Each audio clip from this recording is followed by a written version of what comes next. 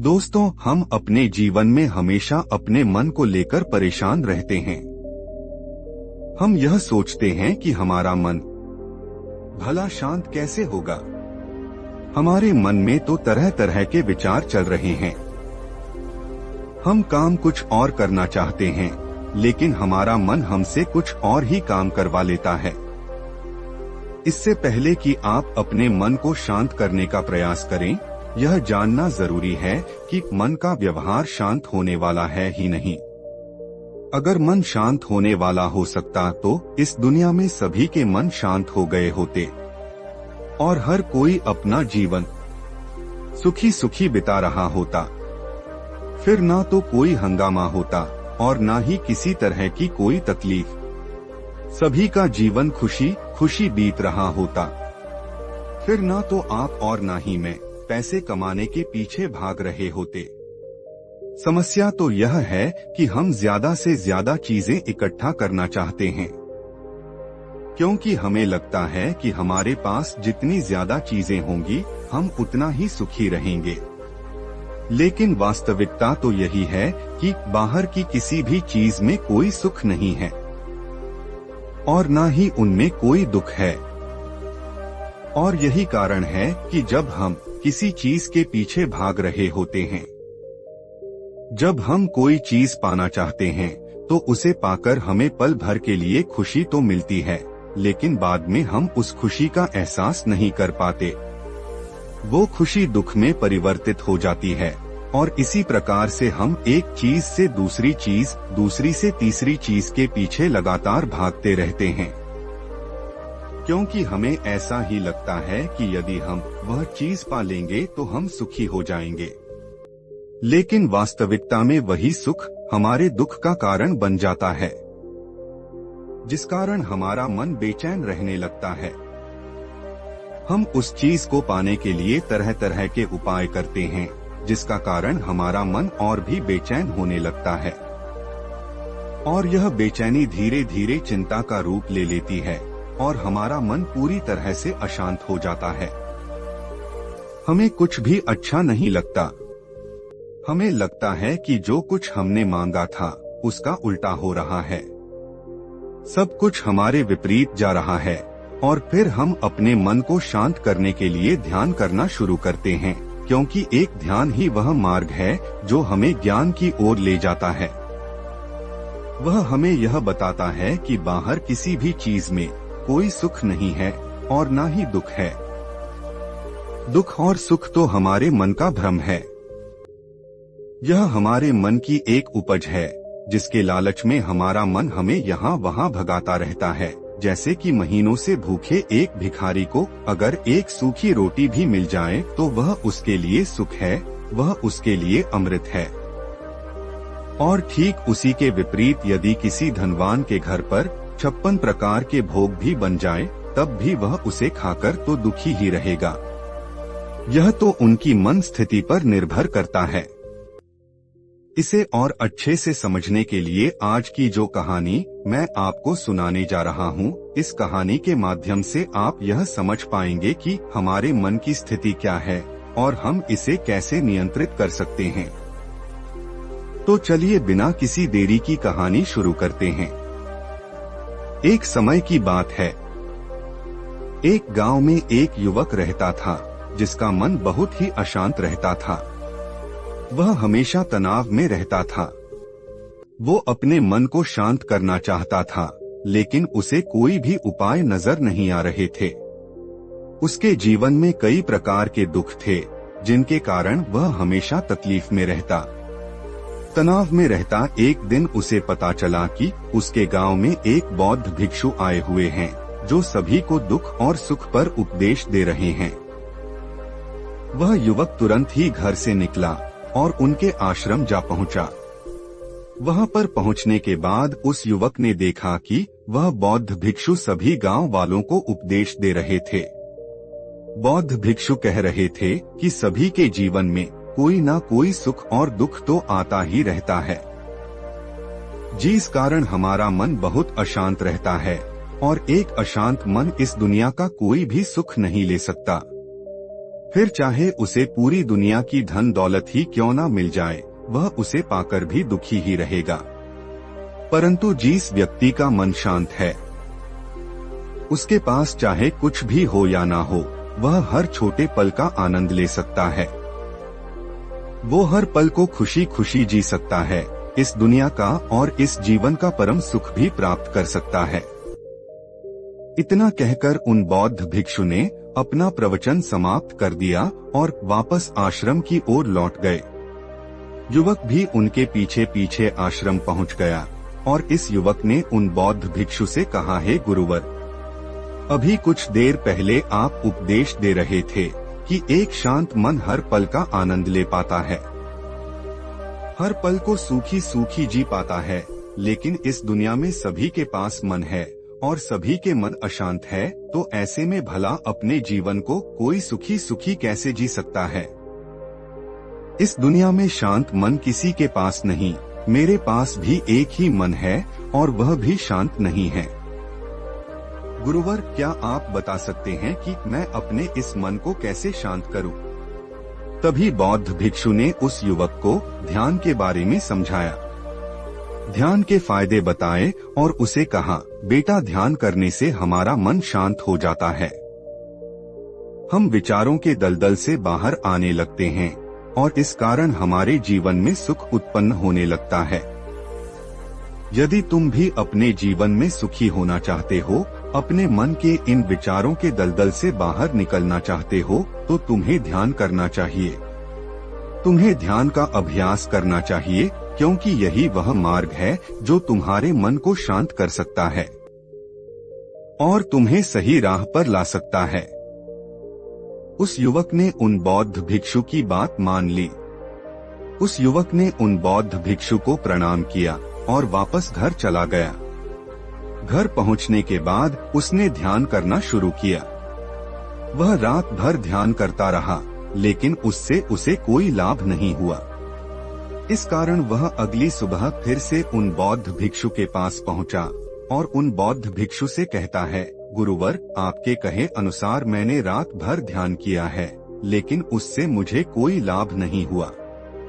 मेरा मन तो अभी भी अशांत है। आप तो कह रहे थे कि ध्यान करने से हमारा मन शांत हो जाता है। तभी वह बौद्ध भिक्षु उस युवा से कहते हैं, ध्यान कोई एक बार करने की चीज नहीं है, यह तो अभ्यास है और धीरे धीरे समय के साथ मन शांत होता जाएगा। इस पर वह युवक कहता है, हे गुरुवर, मेरे पास इतना समय नहीं है। मुझे कोई ऐसा मार्ग बताइए जिससे जल्दी जल्दी मेरा मन शांत हो जाए और मैं खुशी खुशी अपना जीवन जीने लग जाऊं। ऐसे तो मेरा बहुत समय बर्बाद हो जाएगा।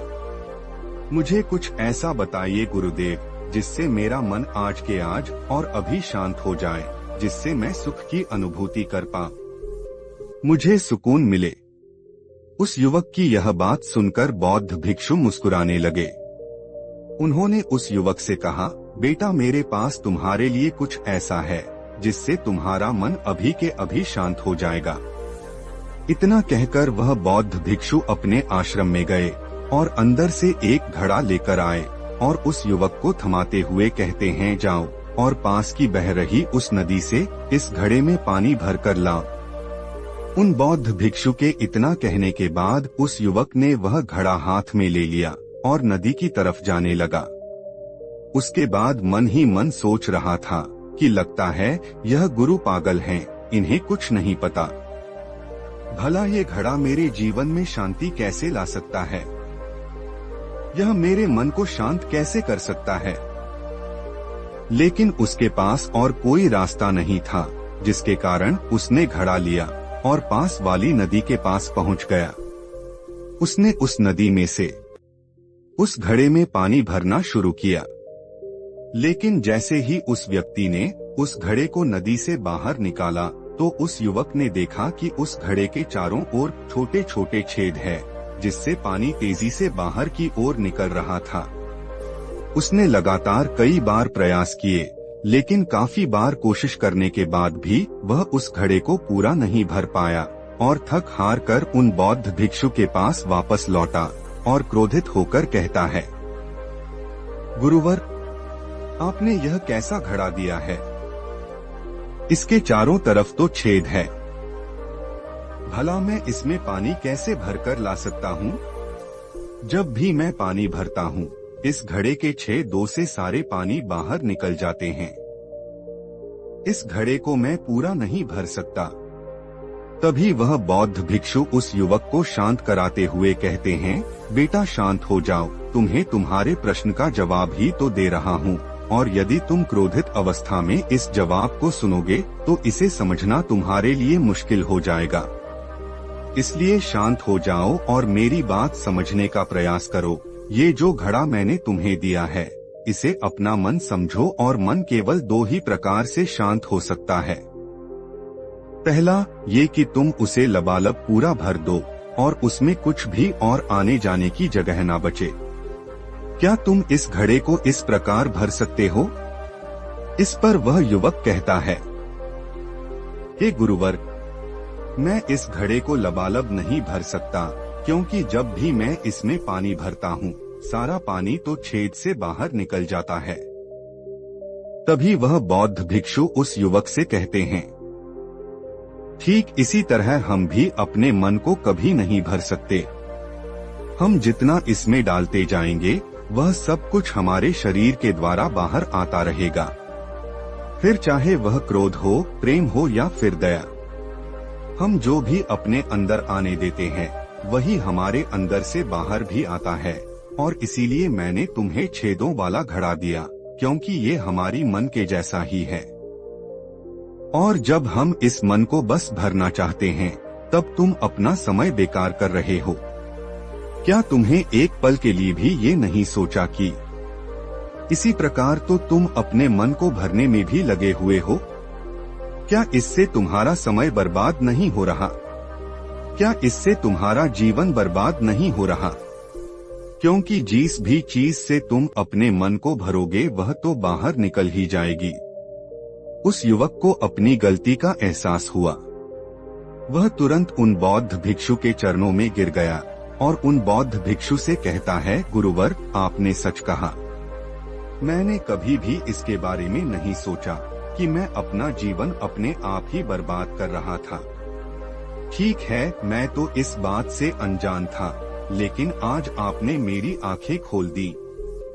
परंतु गुरुवर, अगर यह मन को पूरी तरह भरने का पहला तरीका मन को शांत नहीं कर सकता, तो मन को शांत करने का दूसरा तरीका कौन सा है? गुरुवर मुस्कुराते हुए उस आदमी से कहते हैं, दूसरा तरीका है कि अपने मन को पूरी तरह खाली कर दो। इस पर वह व्यक्ति कहता है, गुरुवर, आप ही मुझे बताइए कि मैं अपने मन को खाली कैसे कर सकता हूँ। तभी बौद्ध भिक्षु कहते हैं, बेटा, यह तो बहुत ही सरल है। बाहर का कूड़ा अपने भीतर मत जाने दो। इस प्रकार तुम्हारा मन अपने आप ही खाली हो जाएगा। वह व्यक्ति कुछ देर सोच विचार करने के बाद बौद्ध भिक्षु से कहता है, हे गुरुदेव, यह कैसे संभव है? जो भी हम देखते हैं, सुनते हैं, वह हमारे मन में ही तो जाता है। वह हमारे भीतर की ओर ही तो जाता है, फिर मैं उसे कैसे रोक सकता हूँ? इस पर बौद्ध भिक्षु मुस्कुराने लगे और उस युवक से कहते हैं, बेटा, मैं तुम्हें यही तो समझाने का प्रयास कर रहा हूँ कि मन को केवल ध्यान से ही जीता जा सकता है, और एक दिन ध्यान करने से कुछ नहीं होने वाला। हमें इसके लिए समय देना होगा, हमें इसके लिए धैर्य रखना होगा, इसका निरंतर अभ्यास करना होगा। आगे बौद्ध भिक्षु उस युवा से कहते हैं, बेटा, क्या तुम्हें प्यास लगी है? युवक कहता है, हाँ गुरुवर, मुझे बहुत जोरों की प्यास लगी है। इस पर उन बौद्ध भिक्षु ने उस युवक को पानी पिलाया और कहा, यह लो, पानी पी लो, इससे तुम्हारी प्यास बुझ जाएगी। लेकिन मुझे एक बात बताओ, क्या आज पानी पी लेने से फिर तुम्हें कभी प्यास नहीं लगेगी? तुम कभी फिर मुझसे पानी नहीं मांगोगे? इस पर वह युवक कहता है, गुरुवर, आप कैसी बातें कर रहे हैं? पानी तो हमारे जीवन का एक हिस्सा है, इसके बिना तो हम मर जाएं। और आप कह रहे हैं कि आज पानी पी लो, और उसके बाद में कभी पानी न पिए। ये भला कैसे संभव है? प्यास तो हमें रोज आती है और हम रोज पानी पीते हैं, इसके बिना तो हम मर जाएंगे।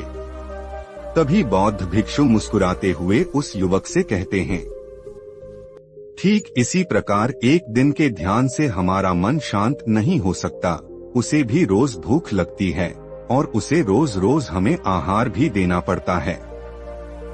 उसे भी रोज पानी पीने की जरूरत पड़ती है और ठीक उसी प्रकार हमें हर दिन ध्यान करने की भी जरूरत पड़ती है। और जब हम निरंतर ध्यान करते हैं, इसका अभ्यास करते हैं, तो देखते ही देखते हमारे मन की भूख शांत होने लगती है और एक समय पर हमारा मन सारे विचार उत्पन्न करना बंद कर देता है।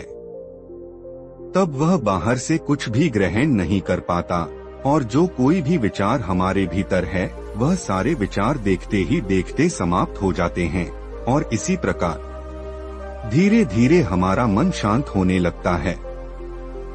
आगे वह बौद्ध भिक्षु उस युवक से कहते हैं, बेटा तुम ही तो कह रहे थे कि तुमने रात भर ध्यान किया है, लेकिन उसके बाद भी तुम्हारा मन शांत नहीं हो रहा।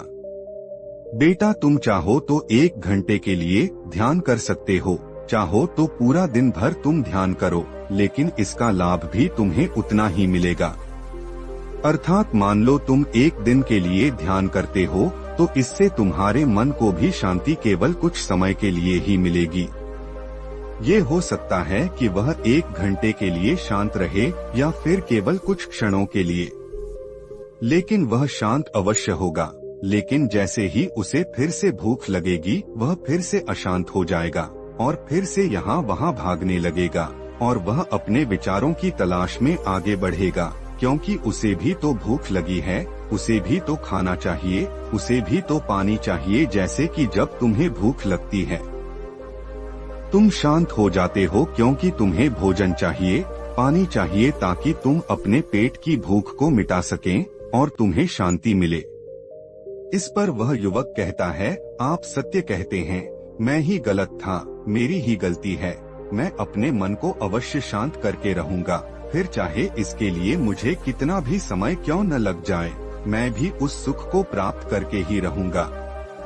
मैं इस खाली घड़े में पानी भरकर अपने जीवन को बर्बाद नहीं करना चाहिए। मैं अपने मन को शांत करके ही रहूंगा, मैं अपने मन को पूरी तरह से खाली कर दूंगा। इतना कहकर उस युवक ने उन बौद्ध भिक्षुओं को प्रणाम किया और वापस अपने घर की ओर लौट गया।